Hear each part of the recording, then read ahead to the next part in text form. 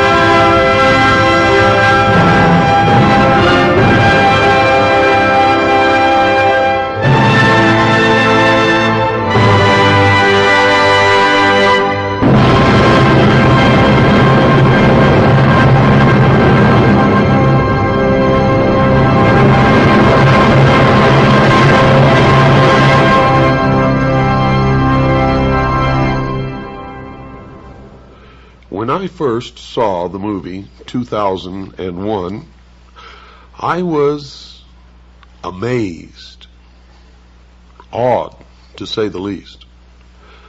The entire scope of the movie was overpowering, and for most of the people of the world was completely baffling. Most people who saw that movie did not understand from beginning to end what it was that they had experienced, but they knew, everyone who saw it, knew that they had experienced something profound. That something had been communicated to the dark, deep recesses of their mind, which they did not understand. And indeed, which they were incapable of understanding. For you see, the movie was not meant for the profane, as most of us are called, by the adepts or the initiates or the priests of the mystery schools. For that movie was a message to those initiates who were well versed in the symbology and the mystery religion of an ancient religion that is practiced to this day in secret. Now I'm going to tell you the meaning of the symbology that you saw in the movie 2001, and then each and every listener should go to their local video rental store and watch the movie again from beginning to end. For it is the story of the entire human race according to the history of the mystery religion of ancient Babylon. Now I can assure you that you will not understand any of what you are going to hear without ample preparation and without a basic understanding in the symbology of the ancient religion. And you're going to get that, and this is going to be a series of programs that will in fact take probably many hours to complete. But let me just go over the symbology of the movie 2001 quickly with you, and then we will go back to the very beginning, to the first primitive human, probably sitting on his haunches, munching upon some vegetable, watching the sunrise in the east. In the beginning of the movie 2001, most people who sat in the theater were struck by the imagery which was presented to them, as they saw first a dark and gray and ugly world. And as that world began to move down from the center of the screen, they saw behind it a moon. And as the moon began to come down with the world that was sinking to the lower part of the screen, behind it you saw the emergence of the sun. What you are witnessing was an eclipse of the sun, partial eclipse. And as the light from the sun spilled across the edge of the moon, it took the shape of the boat of Isis. And the sun, of course, for anyone who has studied the Osirian cycle, became Osiris. And the symbology was Osiris riding across the heavens upon the boat of Isis. Now this will all have much deeper meaning to you as we progress toward your education in the ancient mystery schools, which are today known by many different names, and we will get to some of those names as we go along.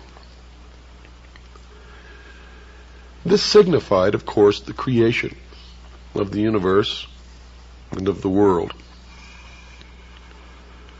And what we saw next was a barren plain, nothing growing, barren rocks, barren desert. And then we saw the sun begin to rise in the east over the horizon, signifying the birth of the world. As the sun traveled across the heavens, you saw the wind begin to move across the face of the earth, signifying that something was happening.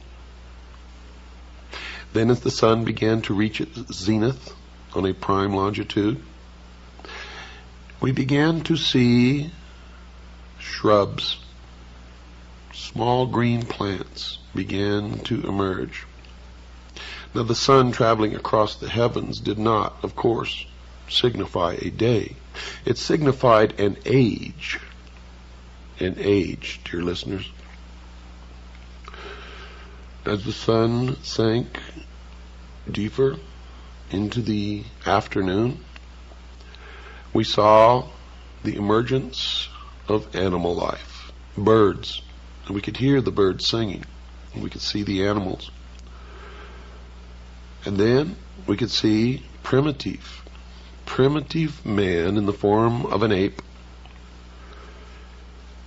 mingling amongst the animals, neither harming the other, living in a state of innocence. And you saw man only eating plants and roots. And you saw that even when the animals and man were in competition for food, no one was injured or hurt, but there was a display of waving of arms and yelling and grunting, until one or the other moved away. The significance of this was the age of innocence, when man lived in the Garden of Eden, innocent, with the animals. He was a vegetarian. And as the sun progressed farther toward the west, we saw man begin to retreat into the womb. For you see, the passage of the sun across the sky, from the time that it rose in the east, signifying the birth of the world, we saw that as it reached its zenith, its most powerful aspect in the heavens, life began to emerge, first in the form of plants and then animal life, and that the animals and early man lived in harmony together in a state of innocence. This was the symbology of the movie. During this process, you saw a rock formation in the shape of the male organ, the penis. This was the symbol of the mystery schools of the generative force of creation. When you watch the movie again, pay attention to the symbology of the movie. Now, as the sun begins to sink even farther in the west, man and his little tribe goes to the water hole and confronts another group of primitive man, all in the form of the ape. And there's a confrontation. But you notice that no one was injured or killed. There was a lot of waving of arms, jumping up and down, grunting and screaming and screeching, until the group that was at the watering hole and had already quenched their thirst moved away, and then the new group moved in. And then they scurried into the womb, signified by the cave. And there was more symbology there, as they all sat in the darkness with their eyes open in fear. And one of the female apes held a child to her breast. And you were seeing man in the transformation from ape to human. Primitive man evolving to the point where he could think.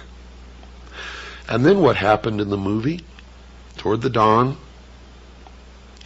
you heard the humming of bees, millions of bees. And the beehive and bees are a prominent symbol in the mystery schools. It signifies societal cohesion, industry. Now, not industry as you may know it in the manufacture of cars, but industry in working together in a societal form. In this case, the very basic rudiments of society. And as the sun again began to rise up in the east, signifying the dawn of the new man, the audience beheld an obelisk, a monolith. In front of the cave are the womb from which the apes emerged, and it appeared that the humming of the bees was emanating from this block of stone. Now notice I said three words: monolith, obelisk, and stone. All of these are significant symbols in the ancient mystery religions. And you saw that this was not God, because creation had already taken place. The world had been created.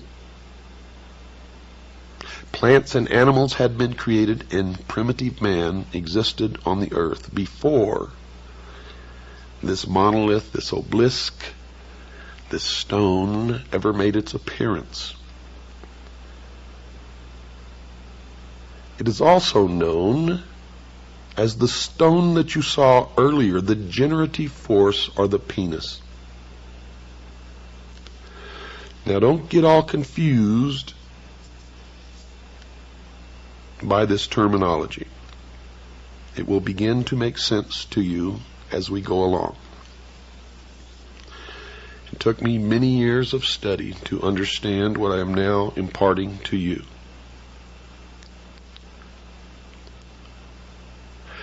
You watched as the apes milled about in great excitement, and one, encouraged by another, signifying Adam and Eve.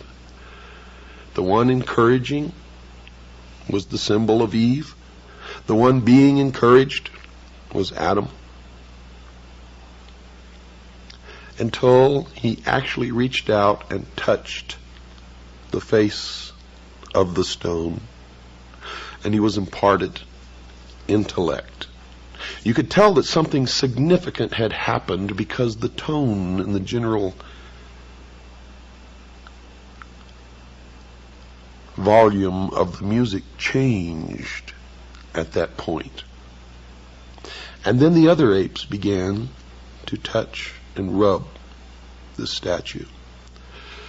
Now, most people that I knew attributed what happened to some extraterrestrial force. And they were receiving the exoteric interpretation, or that which is meant for the profane, those who are not illumined and cannot understand what it is they are seeing. But for the initiated, what they witnessed was the creation of the world by God, and the impartation of knowledge to man, the forbidden knowledge, by Lucifer through his agent Satan. For in the religion of the mystery schools, they believed that man was held prisoner in the Garden of Eden by an unjust and vindictive God, and that man was not told by this unjust and vindictive God that he could have the same powers. And man was set free from the bonds of ignorance by Lucifer through his agent Satan, and many believe that the two are the same, and that's okay because maybe they are. And that through the gift of intellect, man himself will become God. Now, for those of you who understand what I am imparting to you now, you may not even have to listen any farther, for it explains everything that has ever happened in the history of man, and everything that is happening now, and all that is to happen in the future.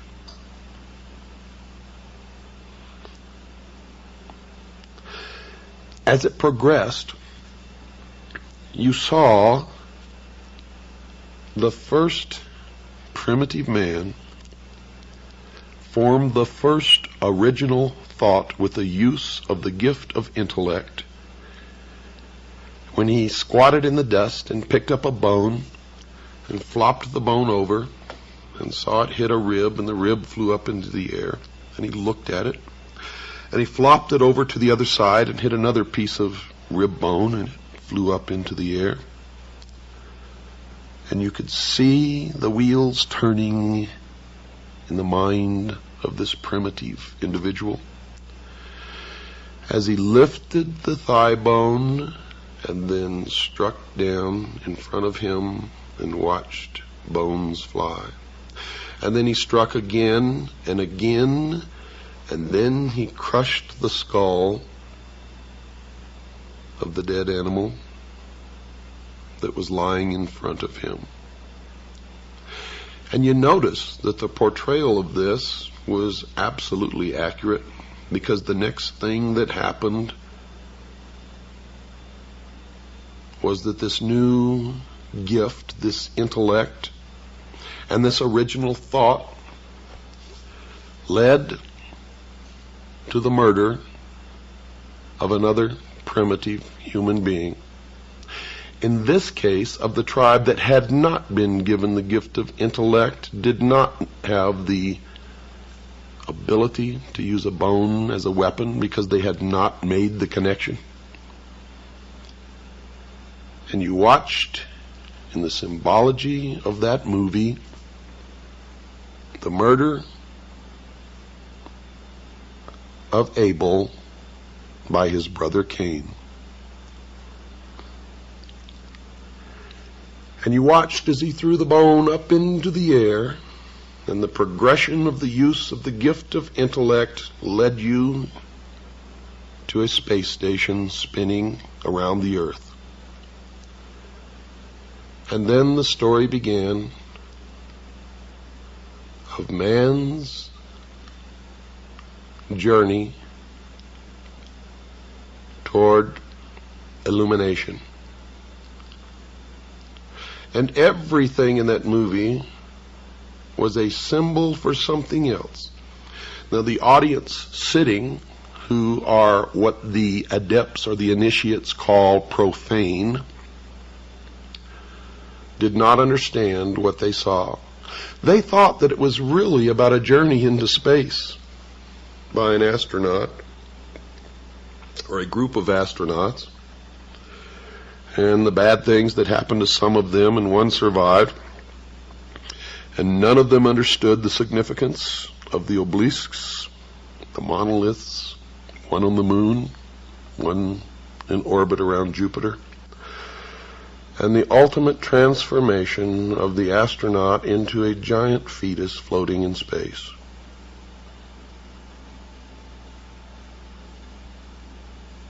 And to tell you the truth, when I first saw the movie, I didn't really understand it either, but I knew that there was something of such import there that I needed to know, that I never stopped studying until I found out. And of course, one discovery leads to another.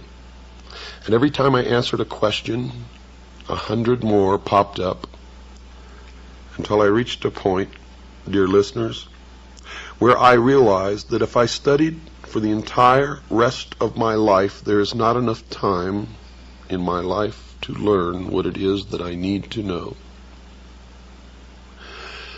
But I have learned enough along the way to impart some of my knowledge to you, and maybe you can help me find the ultimate truth that all of us ultimately learn to look for. Although not all of us ever realize that we are looking, and most of us never even understand what it is that we are looking for, but some of us do understand that we are looking. The adepts or the initiates, the priesthood of the mystery school, believe that they have found it and that they know all of these things. And I'm not really sure that they do. Because in my search and my ultimate illumination, and yes, I have become, to a degree, illumined or illuminated. I have discovered that I am more illuminated than most of those who have gone through the process of initiation in the mystery schools and believe that they know more than I do. And it's not true. I have surpassed them by so far, and they believe that they are so far ahead that it has become difficult for me to place myself in any kind of logical progression along a path that I am following, and I know not where it will ultimately lead. But I know that many have been misled along this path and are worshiping the fallen angel that we know as Lucifer. Many believe that Lucifer and Satan are the same. Many people believe that they are totally different entities and that Satan is evil and Lucifer is not. But Lucifer rebelled against God according to the Bible and was expelled from heaven and flung to the earth to be the master of the material world, the master of the earth. Now, if Lucifer is indeed Satan, how this transformation took place, I am not wise enough to know. If they are different, then I have not yet discovered where Satan came from, if Lucifer is not Satan. Now, there are people who have professed to know the answers to these questions and have sat down and we have talked for hours. And I still am not sure that they are right or that they are wrong. And I'm still looking for the answer to that question. But I do know this: ancient man witnessed something that he described in his oral history and in his writings. And it could probably be called the first UFO sighting in the history of the world. How art thou fallen from heaven, O Lucifer, son of the morning star? Now notice, Lucifer was called the son of the morning star. He was also called the morning star. And there is a great mystery here, because Christ also called himself the morning star. Now, how all that fits together, I do not know, but I have been told by those who have been initiated in the mystery schools that Christ and Lucifer are one and the same being. However, I cannot bring myself to believe that.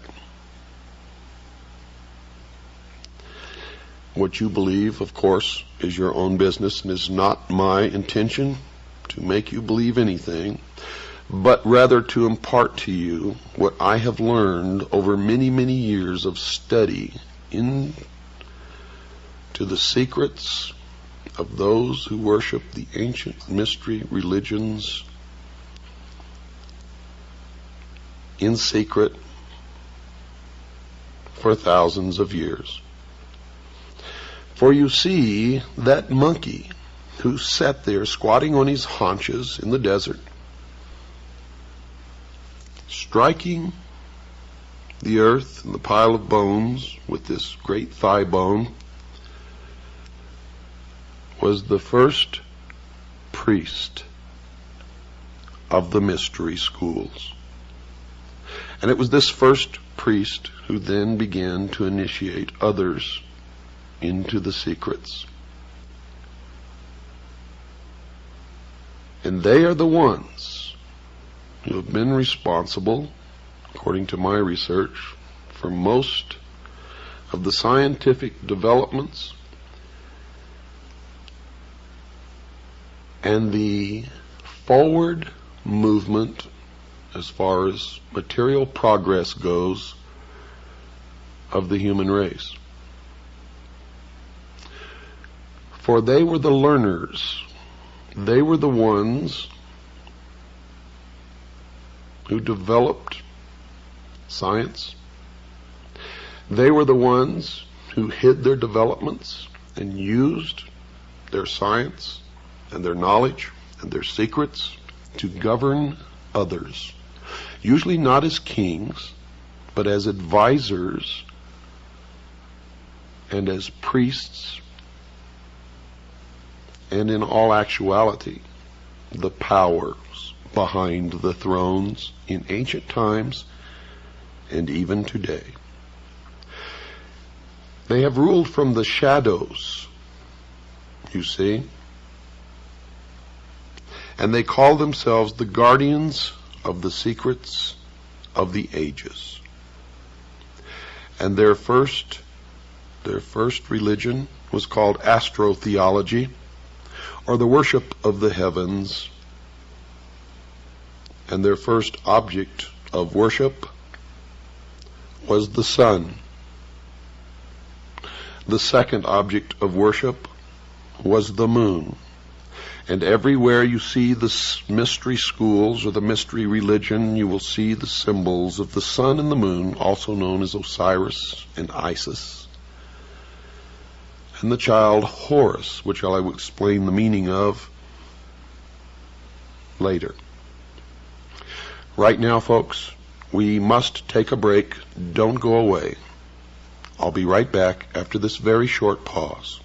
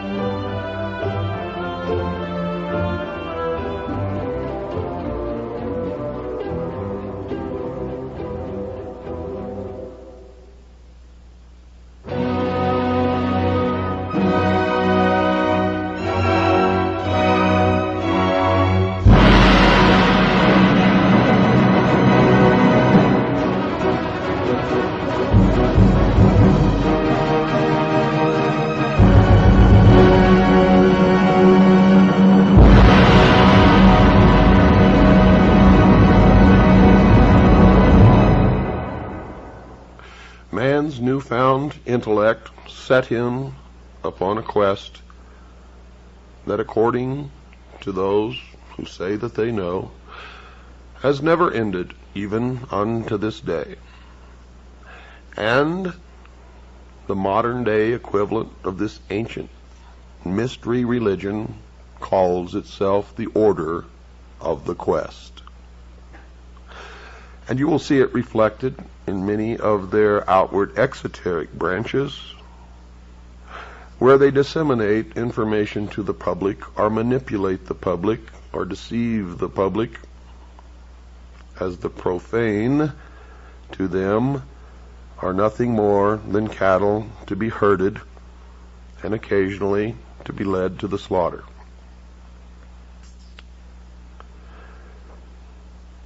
In the movie 2001, the quest led them ultimately into space and to the moon, where they were further imparted knowledge by Lucifer, again, in the form of the obelisk, the monolith, the stone, the penis. And you will understand what that means later when we get into the Osirian cycle, or the legend of Isis, Osiris, and the child Horus. When they were imparted knowledge again on the moon, it set them off on a further quest to the planet Jupiter, where they found a huge, tremendous, again, another obelisk, monolith, stone, the generative force, the penis, floating in space, orbiting the planet Jupiter. Now, the journey from the moon to Jupiter is significant. For the astronauts on board this spaceship represented the entirety of the human race. And it represented that some will evolve, and those who cannot will not be allowed into the future. You see, this was a message from those who rule to all of the initiates of the world. It was a message that the new age is now dawning. And you see that at one point during this journey from the moon to Jupiter, man, represented on a microcosm by the astronauts making this voyage, came in conflict with their own technology. The technology of the human race was represented by the computer called HAL. And for those who were intelligent enough to experiment with the name HAL and progressed the letters one forward in the alphabet from what they were in the movie, H became I, A became B, and L became M, and they were able to see that the symbol was of the largest at that time when the movie was made, and the corporation that was on the cutting edge of computer technology, IBM. It was significant that man had built this technology, this computer, which had an artificial intelligence and was capable of communicating with the astronauts. And yet they had forgotten to put a switch in the machine which could be turned off at will. Now, you have to understand that this is all symbology. Hal represented many things. He represented the atomic bomb, the hydrogen bomb, chemical warfare, bacteriological warfare, represented the state-of-the-art of technology, where it became so complicated that no one man could be an expert in it, and thus might unknowingly participate in the building of a technology which could destroy him, yet he only worked on a part or a portion of it, the knowledge of which did not indicate to him that the end product could be a danger. And we see that happening now, don't we? Where everybody has to specialize in one small portion of technology because the overall picture is so complicated and so far beyond our understanding,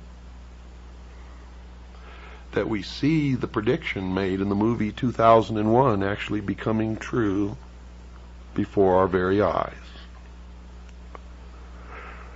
Just in my lifetime, I've seen automobiles that I could take apart and put together blindfolded myself as a teenager to driving automobiles that I can lift the hood and not even recognize most of what I'm looking at, except that I know that it's an engine in there, and I know that it's got a fuel delivery system and some kind of a system that ignites the fuel, but the technology has surpassed my ability to take it apart and put it back together again without many months or years of specialized training. And this has occurred across the board in our technology.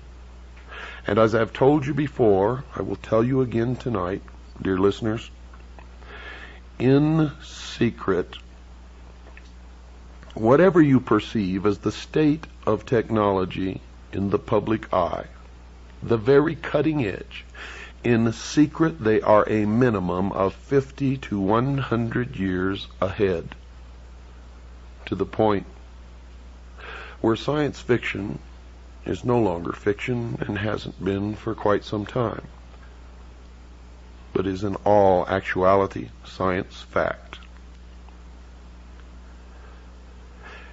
You saw this battle play itself out on board this spaceship, where ultimately there was only one astronaut left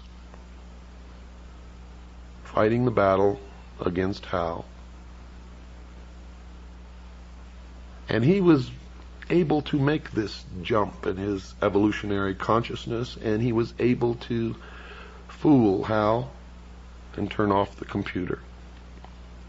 But when he did so, he knew that he had relegated himself to permanent separation from his fellow human beings back on Earth. And folks, the message was not that he went into space to effect this separation.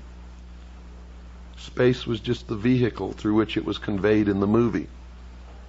The message was that the new man will go into the future and the rest of us will perish. We will not be allowed into the future. If we are, it will be as slave labor until we are no longer useful, and then we will simply be exterminated.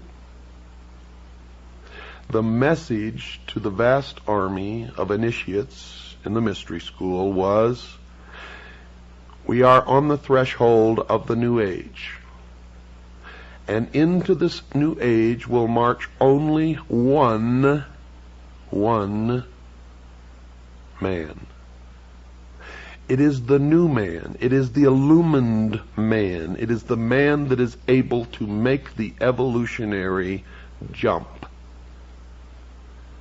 to no more war, to no more rape, no more pillage, to the level in the mystery school known as 666. It is the number of a man. It is the illumined man to the mystery schools. To those of us who are Christians, it is the symbol, the mark of the beast, the indication that the Antichrist has arrived, and the beginning of the time predicted in the book of Revelation known as the tribulation. Now, all of this that I thought I knew so well and understood has become even more mysterious to me now, as I know that I am battling against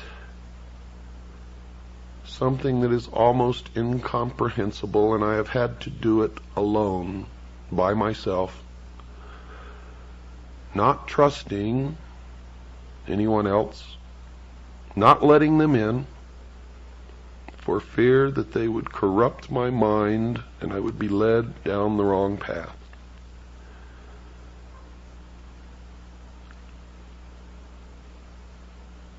And I still do not know the answers, but I have an awful lot of clues and a lot of facts, and I've learned an awful lot.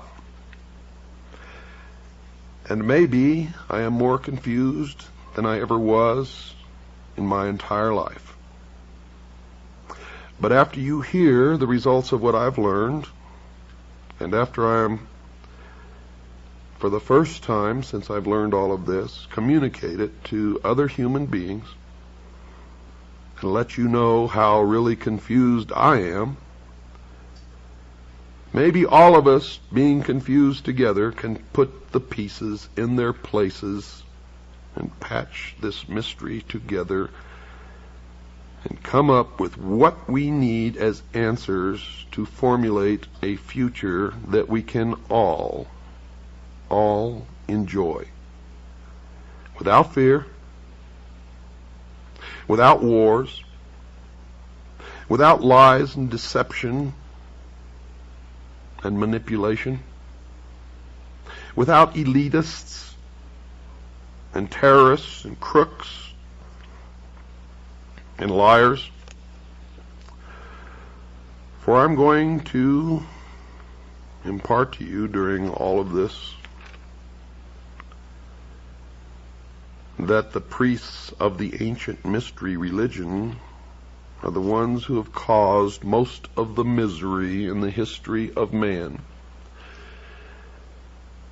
And if they had not learned this knowledge, the secrets of the ages that they keep from the rest of us and use to manipulate us, maybe we would have reached peace in this world hundreds of years ago.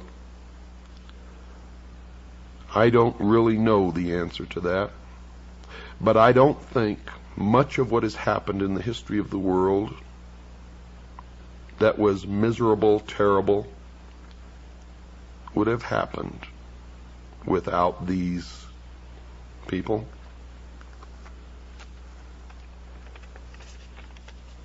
But I may be wrong. And as always, when you listen to the show, don't believe a word you hear unless you could substantiate it in your own research. At the end of the movie, what you saw as the astronaut became older and aged, and this was the symbol of gaining knowledge and wisdom. And he looked at himself, and he saw himself younger, and he looked back and saw himself older, and he looked back and he was older still, and he looked back and he was young again, and then old. And then you saw this unbelievably overpowering and stunning vision of a fetus, a human fetus, floating in the great vastness of the universe, signifying the birth of the new age and the new man that will go into the future. Now, in the sequel to 2001, you saw that this astronaut who had made the jump came back and talked to some select few, signifying that he had then become a teacher to the rest of us. And when he was asked what happened to him, he said, and I quote, "Something wonderful," unquote. Now that was supposed to tell the rest of the initiates in the world who really understood the symbology of the movie that if they were able to make this transition, the future would be a utopia.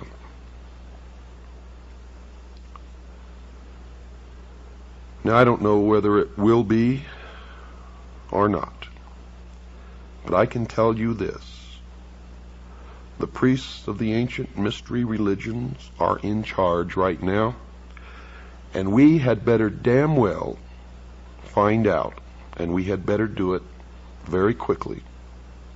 For the new age is the age of Aquarius, and the exact date of the dawning of the age of Aquarius can be determined astrologically. And I'm not going to tell you what that date is, although I have it right here on a piece of paper in front of me. I want you all to help in this search. God knows I need help. I can't save us all alone. And there's always the possibility, because I am human, that I could make the wrong decisions or make the wrong interpretation.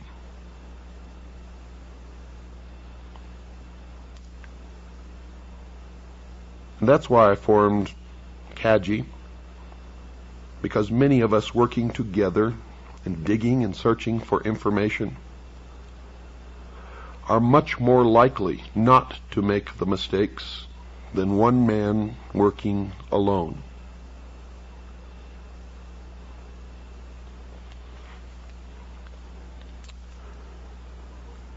Let's go back now to the beginning, when man was in his infancy on the evolutionary scale of development.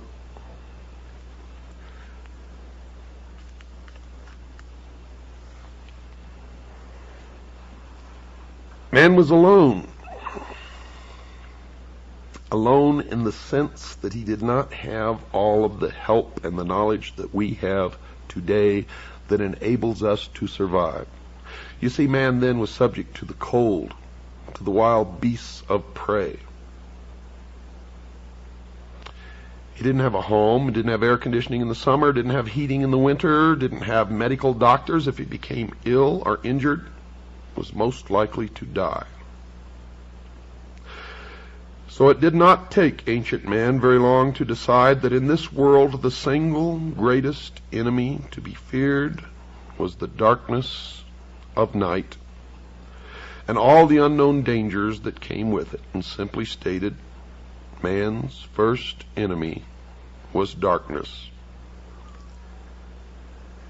Now, understanding this one fact alone, one can readily see why the greatest and most trustworthy friend the human race could ever have at that time was by far heaven's greatest gift to the world, that glorious rising orb of day that we call the sun.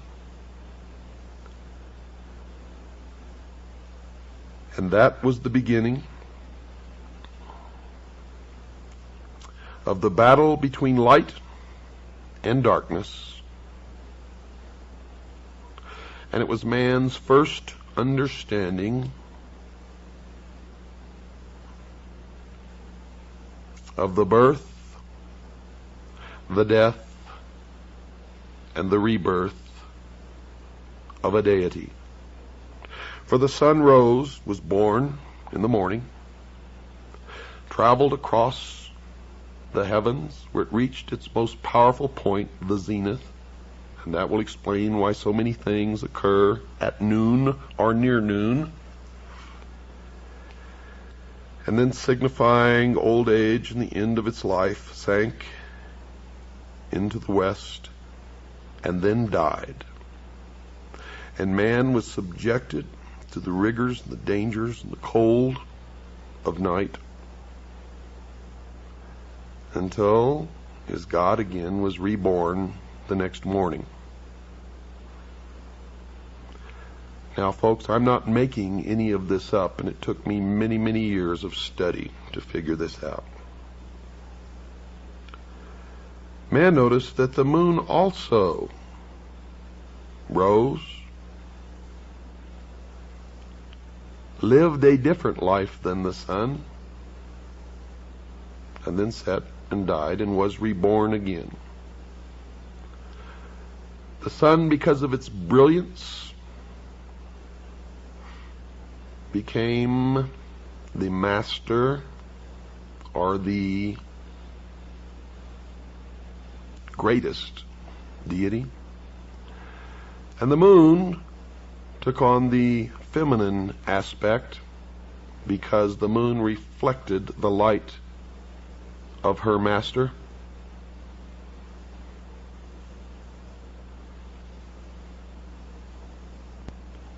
And all of this will begin to make sense to you eventually as we go through this, because from now on, every program that I do is going to be devoted to this, to the explanation of the esoteric religion, the ancient mystery religion.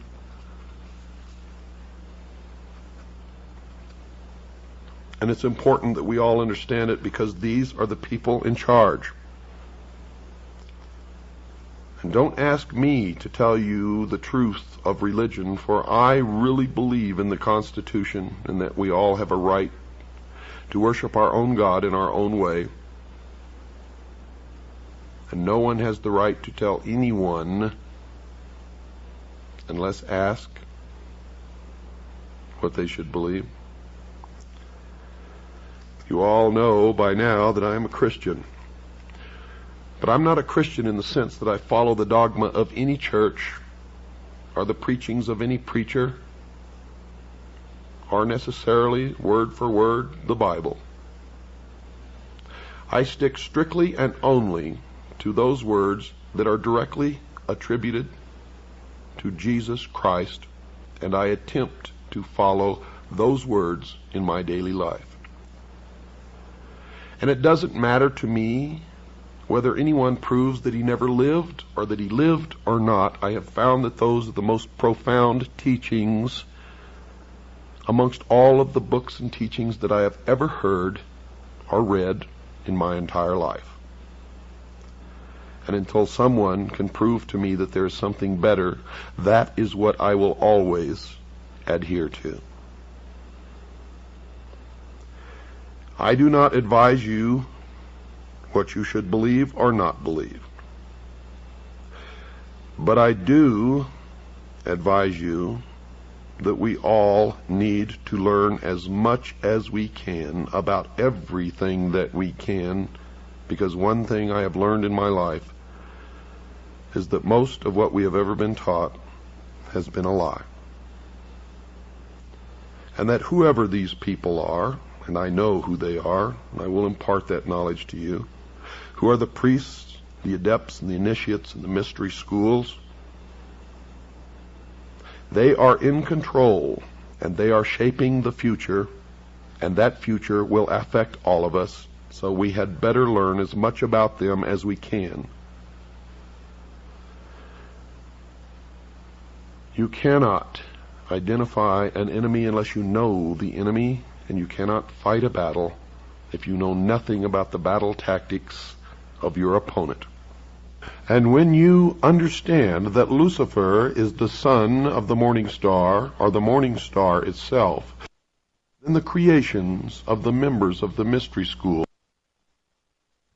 begin to make much more sense. Good night, and God bless you all.